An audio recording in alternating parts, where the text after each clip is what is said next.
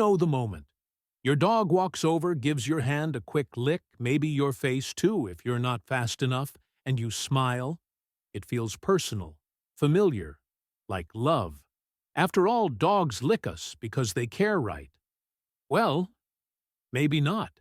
See, I grew up believing the same thing. I let my lab lick my fingers after dinner thinking it was his way of saying thanks. But turns out that little lick might not be affection at all. It might be instinct, or habit, or even anxiety. And it's not just licking. There are at least 20 common myths we've all heard about dog behavior, things we assume are true because they sound right, or because we've heard them since we were kids. But here's the truth. A lot of what we think we know about dogs is wrong.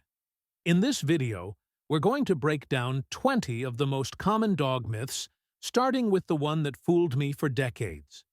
We'll talk about the real science behind behaviors like tail wagging, chewing, marking, playing, even licking.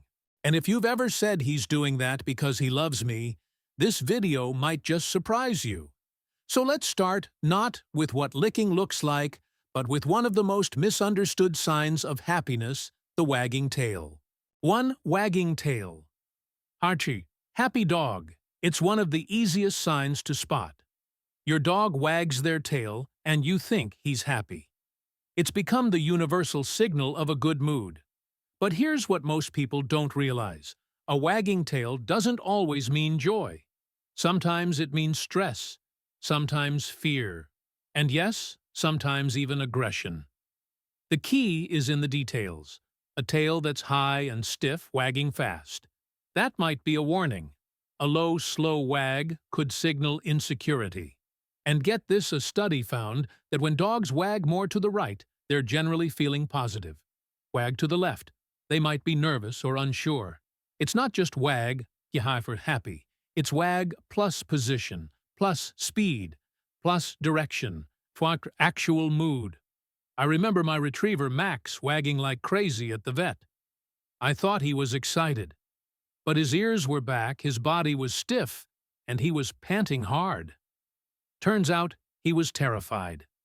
That tail wag was a stress signal, not a smile. Once you learn to see the whole picture, not just the tail, you start to understand what your dog is really saying. And when that happens, everything changes. But tails aren't the only misunderstood signal. There's another behavior people get wrong all the time. It's something you've definitely seen and probably assumed meant your dog was sick. Let's talk about dogs eating grass. 2. Dogs eat grass. Only when they're sick. You're outside, your dog sniffs around the yard and suddenly starts munching on grass. Your first thought, oh, he must be feeling sick. That's what we've been told for years. Dogs eat grass to make themselves throw up. But the truth is, that's not usually why they do it. In fact, most dogs that eat grass never vomit at all. One study found that less than 25% of dogs vomit after eating grass, and only 8% showed any signs of being unwell before they started chewing. So why do they do it? Boredom, anxiety, curiosity.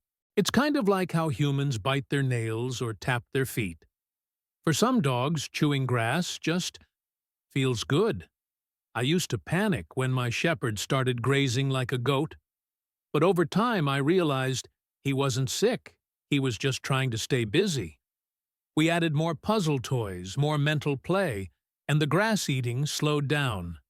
Now, if your dog's suddenly obsessed with grass eating tons of it, or vomiting often, that's worth checking with your vet.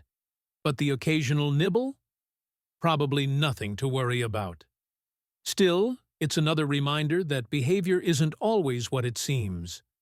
Sometimes we misread a signal and act based on fear, not facts. And when it comes to fear, there's one mistake dog owners make all the time. We assume if something's safe for us, it's safe for our dogs too. Let's talk about food and what your dog really shouldn't eat. 3. If it's safe for humans, it's safe for dogs. You finish dinner, toss a grape to your dog, just a treat, right? Or maybe you drop a piece of onion while cooking, and your pup snaps it up before you can say, leave it. We do this without thinking because we assume, if I can eat it, it can't hurt him. But that assumption can be dangerous. Dogs aren't small humans. Their digestive system works differently, and some foods that are perfectly fine for us can be toxic, even deadly for them. Grapes, raisins, onions, garlic, macadamia, nuts, chocolate. The list goes on. And the worst part, the reaction isn't always immediate. A grape today might cause kidney failure tomorrow. One bite of onion might not show up in symptoms until hours later. By the time we notice, it might already be too late. I still remember when my neighbor's golden retriever got into a trail mix bag. Just a few raisins. They thought he'd be fine. He wasn't. That's why I stopped giving human food as rewards. Now, it's vet-approved treats only. Because love means protecting them even from things that seem harmless. And speaking of things that seem simple but aren't, here's another one we've all believed: 1 human year equals 7 dog years. It's quick math, but it's wildly inaccurate. Let's break that down. Next. 1 human year equals 7 dog years. It's a myth we've all repeated. He's 2 years old, so 14 in dog years. It's simple, easy math, and completely wrong. In fact, this old 1 to 7 rule might be doing more harm than good. Dogs age differently depending on their size, breed, and even genetics. A Great Dane and a Chihuahua don't grow old the same way. In their first year alone, most dogs go through the developmental equivalent of a 15-year-old human. That's right, your 1-year-old pup is already a teenager. After that, the pace slows, but it never matches the neat 7 years formula. The American Kennel Club now uses a more nuanced chart. For many breeds, year 2 equals about 24 human years. Then each year after adds roughly 4 to 5 human years. It's not perfect, but it's a lot closer to the truth. Why does this matter? Because misjudging your dog's age can mean missing early signs of aging, arthritis, dental issues, even behavior shifts. We assume they're just a pup when really they're entering their senior years. And just like aging behavior can surprise us, some habits don't come from age or personality at all, but from something even more primal, like humping or marking. And if you think only male dogs do that, think again. 5. Only male dogs. Hump or mark territory. It's one of those things people laugh about until it happens with their dog. You're at the park chatting, and suddenly your sweet little girl dog starts humping someone's leg. Embarrassing, sure, but surprising, it shouldn't be. Because despite what most people think, humping isn't just something boy dogs do. And it's not always sexual. Humping can mean excitement, overstimulation, dominance, stress, or just plain awkward energy with no outlet. And both males and females do it. Especially younger dogs still learning how to interact. Same goes for marking. Many believe only male dogs lift their legs and mark territory, but plenty of females do too, especially smaller breeds, or those in heat. It's less about gender and more about instinct. I remember watching a friend's tiny female terrier walk right up to a tree and lift her leg like she owned the park. It wasn't masculine. It wasn't strange. It was just dog behavior, plain and simple. These moments remind us dogs aren't performing for our social rules. They're wired to communicate, signal, and respond to the world in ways we often misread or judge too quickly. And speaking of instinctive behavior that can backfire, let's talk about chewing. More specifically, the idea that dogs need to chew real bones to be healthy. Because what sounds natural isn't always safe. 6 dogs need real bones to chew. There's something satisfying about giving a dog a bone. It feels primal. Right. Like tapping into some ancient wild instinct. And for years I believed it was essential dogs need real bones to clean their teeth to stay occupied, to feel fulfilled. But I was wrong, and I found out the hard way. Real bones, especially cooked ones, can splinter. They can cut your dog's gums, throat, or even puncture the stomach. Some are so hard they can crack teeth. Others, when chewed too fast, break apart and become choking hazards. A friend of mine gave his shepherd a beef bone once raw from the butcher. Less than an hour later, they were in the ER. Internal bleeding. Emergency surgery. That natural treat. It almost killed him. The truth is, dogs do need to chew. It helps relieve stress, clean teeth, and keep them mentally stimulated. But chew doesn't have to mean bone. There are safer options: rubber toys, nylon chews, frozen Kongs. Things that satisfy the urge without risking their health. We often confuse natural with safe. But nature doesn't come with a warning label. And that instinct to help our dogs sometimes leads us to make well-meaning mistakes, like thinking shaving them in summer helps them stay cool. Let's dig into that next. 7 shaving dogs in summer helps them stay cool. Summer hits, the heat rises, and your dog starts panting a little harder. You look at that thick coat and think, poor guy, he must be roasting. Maybe I should shave him down. It sounds helpful, like taking off a sweater on a hot day, but for many dogs, especially double-coated breeds, it's the opposite of helpful. Double coats are designed by nature to regulate body temperature. That outer layer doesn't just insulate in winter, it also reflects heat and blocks sun in summer. Shaving, it removes that protection, exposing sensitive skin to sunburn, insect bites, and yes, even overheating. I've met golden retriever owners who shaved their dogs every July, thinking they were doing them a favor.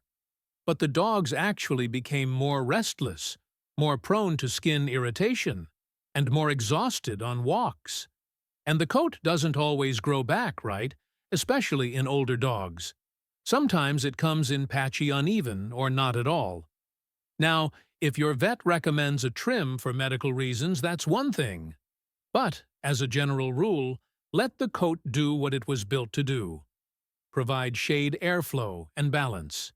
It's another example of good intentions clashing with real biology.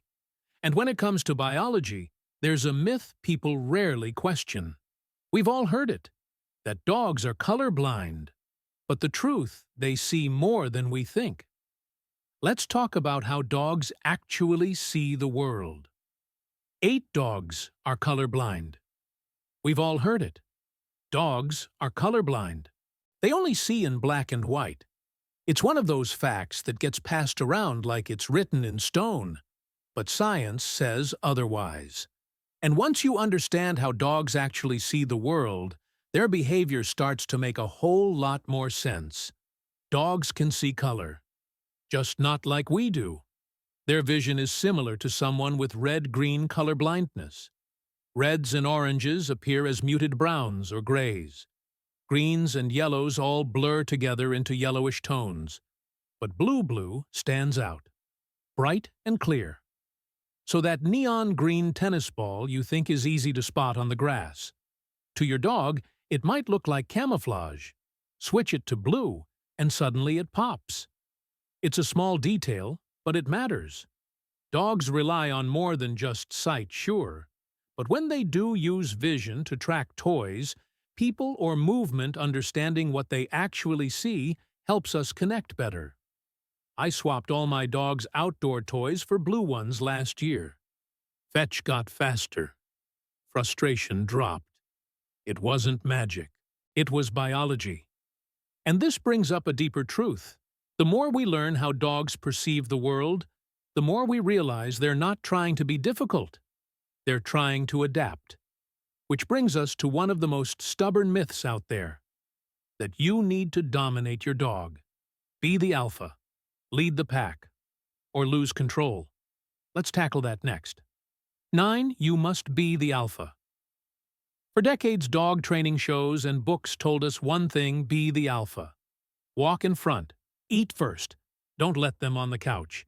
The idea came from wolf studies, old ones that claimed packs followed a dominant leader who kept everyone in line. And if you didn't step up, your dog would. But here's the problem. Those studies were wrong. The original research came from observing unrelated wolves, forced to live together in captivity. It created artificial tension, unnatural hierarchies. Later studies on wild wolves found something very different. They live like families. Parents guiding young, not alpha tyrants ruling a pack. And dogs? They're not wolves. They've evolved alongside humans for thousands of years. What they need isn't dominance, it's clarity, routine, trust. I've seen good people turn strict because they were told to show who's boss. No cuddles, no playing tug, no letting the dog walk ahead on a leash. And instead of respect, they got distance, mistrust, a bond built on tension, not love. You don't need to dominate your dog. You need to understand them. Set boundaries, yes, but not out of fear they'll take over. Out of respect for how they learn. And speaking of misunderstood training ideas, let's talk about energy. There's this belief that a tired dog is a good dog. But just like toddlers, tired doesn't always mean calm. Let's dig into that next. 10. A tired dog is a good dog. It sounds logical. Your dog's acting up, so you take him on a longer walk. Or throw the ball 20 more times. The thinking is, if he's tired, he'll calm down. He'll be good. But just like with toddlers, tired doesn't always mean peaceful. Sometimes it means overstimulated. I've seen dogs get more mouthy, more reactive, even more disobedient after a long run. Why? Because they were mentally underworked and physically drained, a terrible combo. It's like expecting a cranky 2-year-old to be polite at bedtime just because they skipped a nap. Dogs need stimulation, yes, but not just physical. They need puzzles, problem-solving, sniffing scent games, things that engage their brain, not just burn calories. Once I swapped half my shepherd's walks for indoor scent work and food puzzles, everything changed. He relaxed faster, not just collapsed out of exhaustion, but actually settled. Exhaustion isn't balance, and chasing tired can sometimes lead to more chaos, not less. So what's the takeaway? Mix it up. Mental plus physical. Shorter walks, deeper enrichment. And now that we've tackled movement, it's time to tackle the myth that sparked this entire video. The one so many of us have believed without question. Why do dogs lick us? Let's finally unpack what it really means. 11. Why dogs lick you. Affection. It feels personal. Intimate. Your dog walks up, gives your hand a gentle lick, or your face if you let them. And in that moment, you think, he loves me. For many of us, that lick feels like a kiss. But the truth, that lick may have nothing to do with affection. It's instinct. In the wild, wolf pups lick their mother's mouth after a hunt, not to show love, but to trigger regurgitation. It's how they eat. In domestic dogs, that instinct didn't disappear. Licking remains a communication tool, a way to seek food, lower tension, or confirm social bonds. It can also signal submission anxiety, or even an attempt to calm you down. That lick after you raise your voice. It might not be, I love you. It might be, please don't be mad. I used to believe my lab licked my hands after dinner to say thanks. Turns out it was the salt, the leftover grease. The pattern he'd learned: food, reward, chakri, lick. Not sentiment, sensory. Now that doesn't mean your dog doesn't love you. It just means the lick isn't always what you think it is.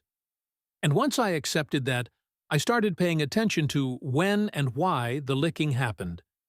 It wasn't random, it was targeted, patterned, even purposeful. But here's the kicker. Licking isn't just misunderstood emotionally. It's misunderstood medically, too. There's a dangerous idea floating around that a dog's saliva is clean, even healing. Let's explore that myth next. 12. Dog saliva helps heal wounds.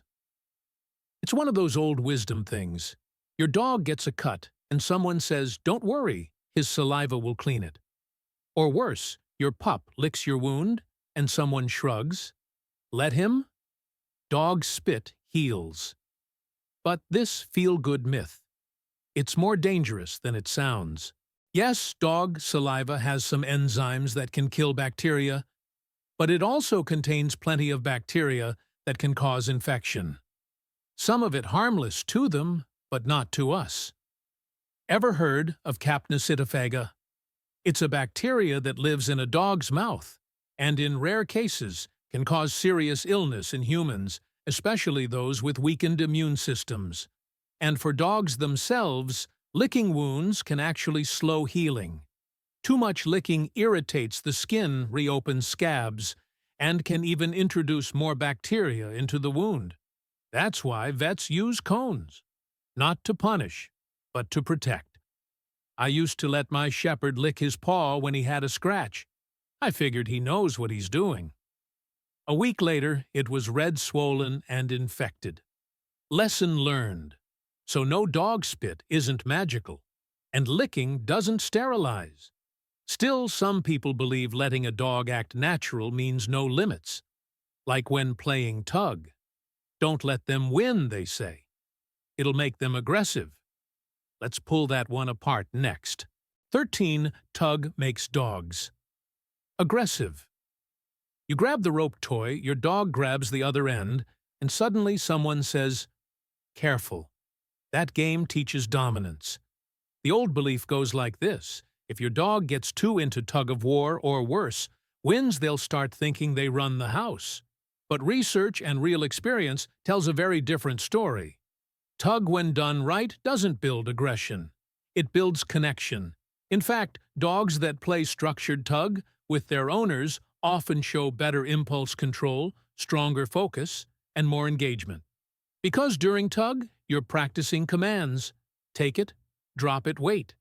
You're teaching patience and release, not chaos. Letting your dog win, now and then. That's not submission. It's reward. It makes the game fun, balanced, and keeps them coming back. Just like kids want to win, sometimes dogs do too. I used to avoid tug altogether.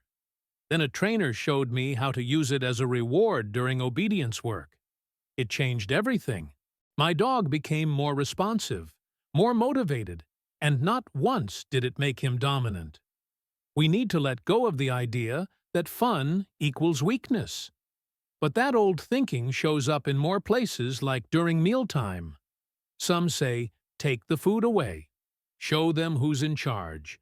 But could that actually backfire? Let's talk about that next. 14. Taking food away prevents aggression. You're told to do it early. Take the bowl while he's eating.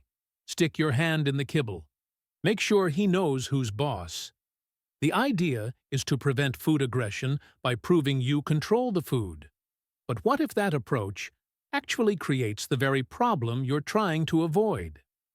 Here's the truth. Taking food away without warning doesn't teach trust. It teaches tension. Imagine this every time you sit down to eat. Someone hovers ready to yank your plate away.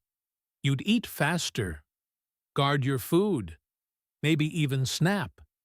Dogs are no different. True prevention starts with creating safety, not control. Teach your dog that your presence near the bowl is a good thing. Toss in a treat. Add something better. Show them. When I come close, good things happen. I had a friend whose rescue dog growled anytime someone walked by during dinner. She'd been trained by her previous owner, trained to expect conflict, not comfort. After a few weeks of reward-based work, just calmly dropping bits of chicken into the bowl, the growling stopped. Not because the dog submitted, because she felt safe. Food isn't about power, it's about survival. And when we understand that everything changes, and that brings us to another misunderstood survival instinct, one that's more about nature than nurture. You've probably heard people say certain breeds are just naturally good with kids. But is that really true? Let's unpack that next. 15. Certain breeds are naturally good with kids. You've probably heard it, maybe even said it yourself. Goldens are great with kids. Labs are safe family dogs. The belief is comforting. Pick the right breed, and the bond with your children will come naturally. But the truth, breed plays a role, but not nearly as much as we think. Temperament isn't written in stone. It's shaped by genetics, yes, but also by socialization, environment training, and individual experience. I've met gentle pit bulls who babysat toddlers and anxious Goldens who couldn't handle a loud room. There are no guarantees. When we expect a breed to behave a certain way without effort, we set everyone up for disappointment. And worse, we overlook warning signs assuming he's just being playful because of his breed label. One family I knew brought home a boxer because they're great with kids. But they skipped early training, didn't supervise rough play, and brushed off early signals. A year later, they rehomed him not because he was dangerous, but because they didn't prepare him for kids, or kids for him. The best family dogs aren't born, they're built. Through patience, guidance, and mutual respect. And speaking of assumptions about age and behavior, there's another myth that can throw new dog owners off. People think puppies are easier to train than older dogs, but that's not always the case. Let's get into it. 16 puppies are easier to train. The logic makes sense on the surface. Start early. Mold them young. Puppies are blank slates, right? But if you've ever tried to teach a teething, zooming, attention-scattered, 8-week-old pup to sit still, you know it's not quite that simple. Yes, puppies are impressionable, but they're also impulsive, distracted, and often completely overwhelmed by the world. It's not that they can't learn, it's that they don't yet have the mental or emotional maturity to retain and apply what you're teaching. Older dogs, on the other hand, they've seen more, settled more. They might take a bit longer to adjust, but once they understand what's expected, they can be faster learners, especially if they've already built some trust with humans. I once worked with a senior beagle who'd never had formal training. He learned sit, stay, and leave it in 3 weeks. Not because he was brilliant, but because he wasn't distracted by every shadow or sock on the floor. Age doesn't guarantee ease. What matters more is consistency, communication, and compassion. And speaking of assumptions based on appearance, here's another one that big dogs need big yards. Sounds logical, but is it true? Let's find out. 17 big dogs need big yards. You see a Great Dane or maybe a German Shepherd, and the first thought is always the same. He must need a lot of space. It's such a common belief that many people won't even consider adopting a large dog unless they have a backyard. But here's the twist. Some of the calmest, most low-maintenance dogs I've ever met were huge, and they didn't have yards at all. Because physical size doesn't always equal physical needs. Sure, some large breeds are high energy, but others, they're couch potatoes in disguise. Meanwhile, that little Jack Russell or Border Collie, he might wear you out in an apartment faster than any Mastiff would. What dogs really need is purposeful exercise and mental stimulation. A big yard without interaction or structure doesn't tire a dog, it bores him. And a bored dog with space can still dig, bark, destroy, and spiral. I knew a man in Chicago who had a St. Bernard in a one-bedroom. Daily walks, short games, mental play, dog was happy, healthy, relaxed. Because his needs were met by the owner, not by the square footage. And speaking of needs, we often assume dogs need structure. a pack, a leader. Which brings us to one of the oldest and most persistent myths about dog behavior. Let's revisit the idea of pack hierarchy. 18 dogs follow pack. Hierarchy like wolves. The image is burned into pop culture. The alpha wolf standing tall, others bowing down a strict pecking order enforced by strength and dominance. And because dogs are descended from wolves, we assume they live by the same rules, that they need a pack, a leader, and if you're not the alpha, they'll take over. But the real story, it's not so black and white. Modern research shows that wild wolf packs function more like families than armies. There's a parental figure, not a dictator. Cooperation over competition. And dogs, they're even further removed. Thousands of years of domestication have shaped their social instincts to center more around humans than other dogs. So when your dog jumps on the couch or walks ahead of you, it's not rebellion. It's not a power play. It's habit, curiosity, comfort. Not a hierarchy in crisis. I once worked with a rescue who was labeled dominant because he barked during training. Turned out he was just anxious and confused. Once he understood what was being asked, the barking stopped. Not because he was put in his place, but because he was finally heard. Our dogs don't need us to dominate them. They need us to guide them. And yet some behaviors still confuse us. Take tail chasing. It looks harmless, even funny. But is it? Let's chase down that myth next. 19 dogs chase their tails just for fun. We've all seen it and laughed.